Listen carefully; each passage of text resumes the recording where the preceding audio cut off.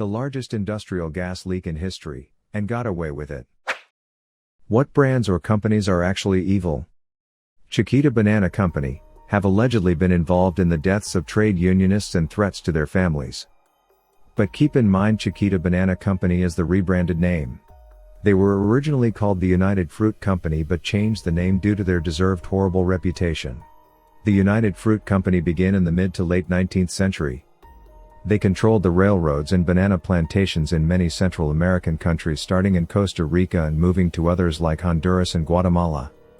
They became the de facto rulers of these countries, which is where the term Banana Republic comes from. They heavily exploited local cheap labor to benefit a few wealthy elites and were responsible for many human rights violations. Their almost 100 years of exploitation and land grabbing played a huge role in the Guatemalan Civil War. The attack on the United Fruit Company office and the violent response to the protests that followed is said to have been the spark of Guatemala's gruesome 30-plus-year civil war, where the Guatemalan military committed genocide against the Mayan population. Official estimates say around 200,000 people were killed, but I've seen other estimates that say it maybe have been closer to 1 million. Even now, they continue to exploit farmers in Central America and Northern South America and are said to have exposed workers to harmful pesticides, paid several armed groups in Colombia, armed groups that were actively fighting against each other, environmental pollution, and I'm sure the list goes on. Luxottica. This is one company that runs a monopoly on 80% of glasses in the USA. They also own the eyeglasses stores and the insurance companies and eye doctor chains. Ever wondered why glass and a bit of plastic costs as much as a smartphone? Not only do they own the major brands, but they also own the optical stores that sell those brands. A few products are made in Europe, but most are made in China. I read that their premium glasses cost $15 to make and retail for $400. At one point they refused to stock Oakley. Oakley went bankrupt, then they bought it. Pure evil. Purdue Pharmaceuticals single-handedly started the opioid epidemic by marketing OxyContin as non-addictive and helpful. Unilever. One of their plants leaked mercury in a forest. Many workers suffered from kidney problems. They shut down the plant and moved on, while locals are still suffering from the ill effects of mercury dumping. More spellings in the case was Kodaikanal mercury poisoning in India. It happened in 2001 and was finally settled in 2016. The National Football League sent a crooked doctor to testify before Congress and lie about football turning players' brains into mush. They destroyed the career of the researcher who discovered it.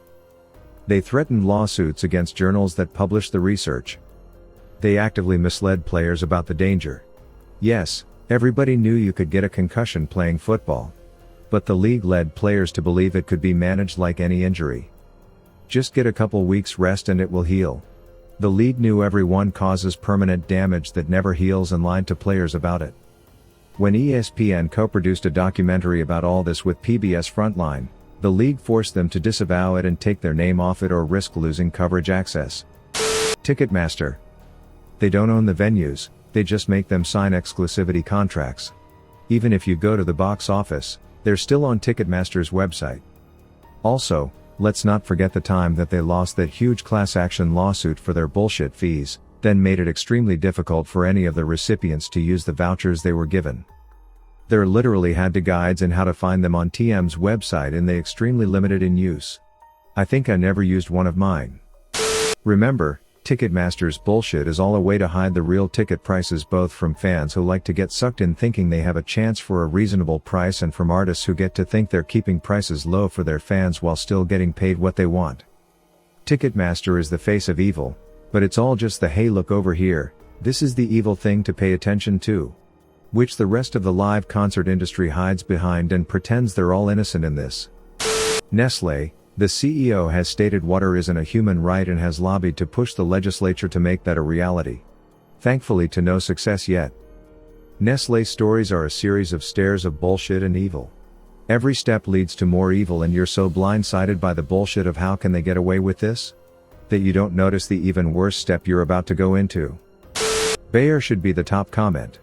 Literally, knowingly sold HIV-tainted blood products to Africa and third world customers rather than lose money by destroying their tainted inventory.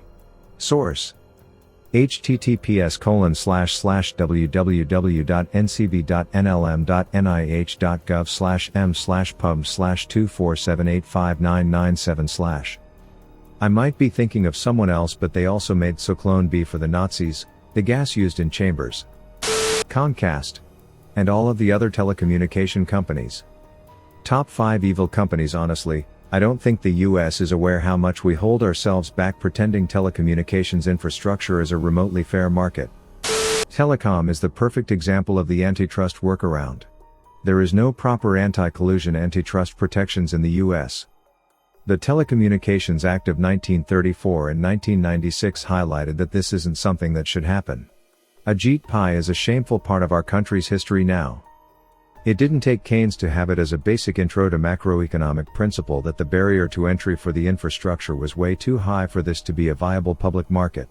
This has to be a municipal service or it will default to a monopoly. Nestlé.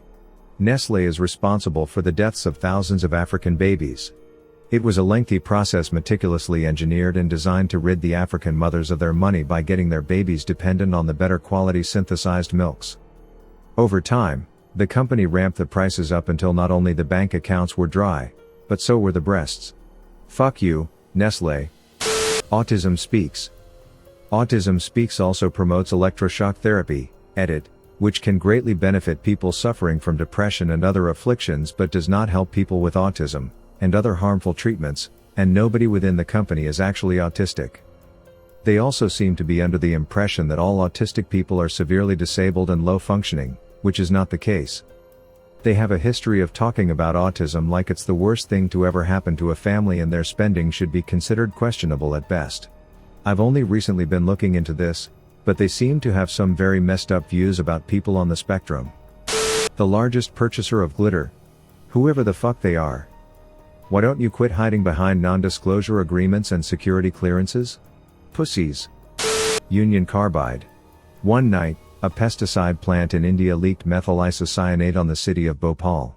500,000 were exposed, 16,000 died, and 40,000 were permanently disfigured or disabled. They spend years trying to cover it up and get out of any responsibility. Basically any fast fashion brand, H&M, F21, etc. Oh buddy, the shit I could tell you. I currently work for a major fashion retailer. Their clothes are made in the same sweatshops as the cheap brand, literally, the only difference is the brand label that gets sewn in and the price they're sold at. The warehouses and stockrooms are full of fleas and rats.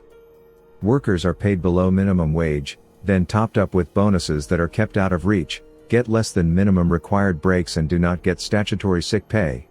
And yes, this is illegal as fuck. That's just the tip of the shitberg.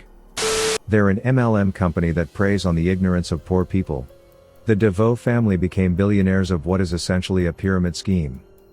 De Beers and their Blood Diamond, child slavery cartel. Diamonds aren't even rare, they just keep a hold on the supply to make us think so.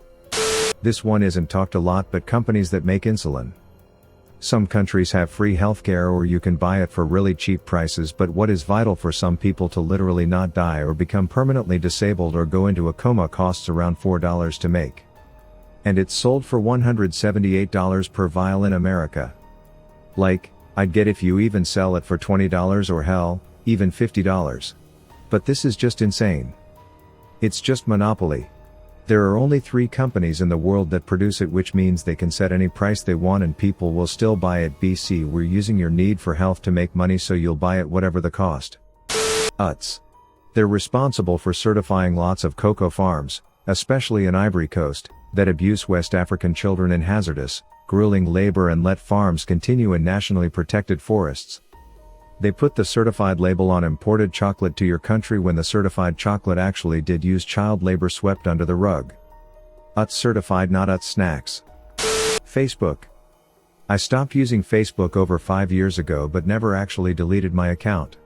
I tried doing so a few months ago and they want a government-issued ID, passport or driver's license, in order to unlock my account and delete it. I work in insurance.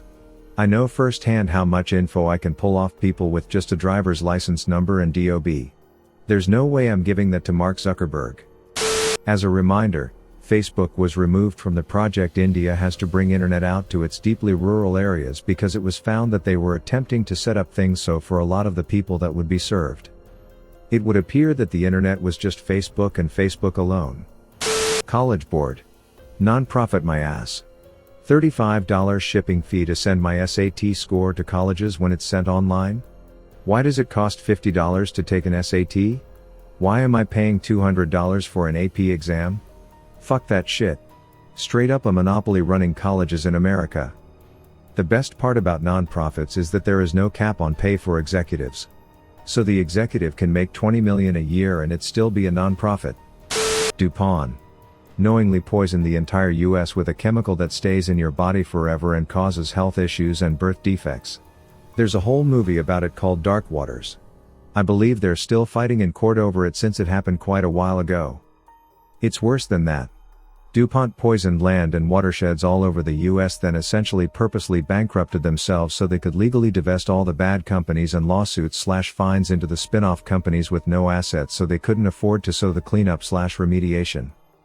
The good parts they sold to Dow. Never mind all that inbred business. Vera Bradley. Hello, Sweatshop. Their factories are funneled full of refugees from Burma/Myanmar, Guatemala, Sierra Leone. They are drastically underpaid, obviously, and stuck in these huge yet cramped sweatshops. Literal sweatshops. My boyfriend, when I was in my 20s, he worked in factories through Manpower or some such staffing agency. They placed him there for a few months. He learned that they keep the guards on short-term assignments. Probably so they can't get enough evidence to turn them in. It was fucked. He said they gave the workers these paper-feeling pajama things and slip-on cheap sandals. They weren't allowed to bring anything into the sweatshop. Not a bag or a phone, not a lunchbox. They couldn't bring cell phones into the entire facility. My boyfriend was also held to the cell phone rule. He would have to call me from the parking lot before he went in, because even he wasn't allowed to bring his phone into the building. He wasn't allowed to bring a lunchbox either. It was bizarre. The folks were worked to near torture conditions, like not being able to use the restroom, not being able to leave the building during a shift. He said they would work for undetermined length shifts. He wasn't ever given much information about the production, about internal affairs. He was just told to watch these crowded rooms. He was supposed to make sure people weren't talking to each other, they weren't allowed to take breaks. It is seriously fucked. And this modern wage slavery happens in the United States. K-pop companies, what they put those women and men through can be cruel and excessive, oftentimes taking their profits and leaving them with debt. It's controversial, but if you look into PETA on YouTube you will see stuff like the time they killed a chihuahua who had an owner, or hear of PETA's animal shelter. Land O'Lakes. It's a farmer's coop that's supposed to help members, but instead of using many ingredients from their members, they instead, for example, are cutting down jungles to produce palm oil to make fake butter from. It tastes terrible, and it's even worse for the environment. Sempra Energy/SoCal Gas. Responsible for poisoning thousands of people in California for months with methane, benzene, and uranium, in the largest industrial gas leak in history, and got away with it because they had already bribed the last governor, Jerry Brown, with millions in cash campaign donations, and by hiring his sister Kathleen Brown on their board of directors. The Aliso Canyon gas field is less than half a mile from an elementary school. Sometimes even now gas leaks, and it smells like propane outside the school. Charmin, because they are cutting down Canada's boreal forest and putting several species at risk of extinction. Also because their ads make everyone uncomfortable. Disney has stolen content from smaller creators, the Simba vs. Kimba thing, specifically because they knew that said smaller creators wouldn't be able to fight the legal battle. Equifax. No reason they should still be trusted with personal information or credit anymore. AIG. Price fixed for profit insurance against your health. Frankly, I could write a list because I believe most companies listed on the stock market are dissociated from their own leadership goals and abuse the entire economy. Capitalism has run amok. I don't disavow currency, but just short of it, all markets need a lot better regulation. Thank you for watching Reddit Space. Please subscribe if you love these Reddit stories.